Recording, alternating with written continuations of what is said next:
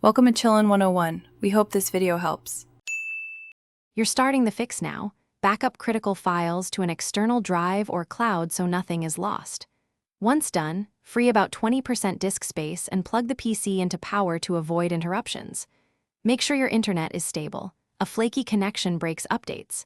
Then open Settings, go to Update and Security, and launch the built-in Windows Update Troubleshooter.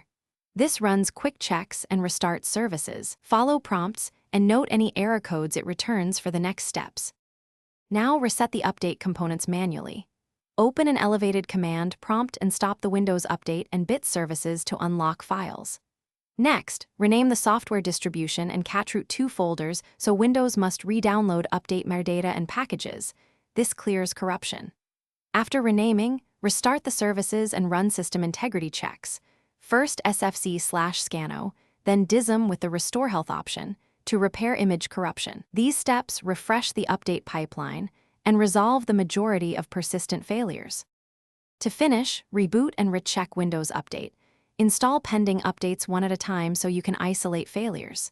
If errors continue, record the exact error code and try the Media Creation tool to perform an in-place upgrade, which preserves apps and files while fixing core components.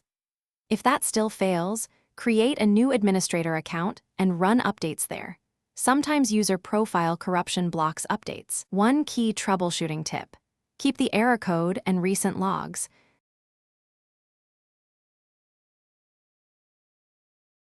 Thanks for watching. Consider subscribing if we helped you.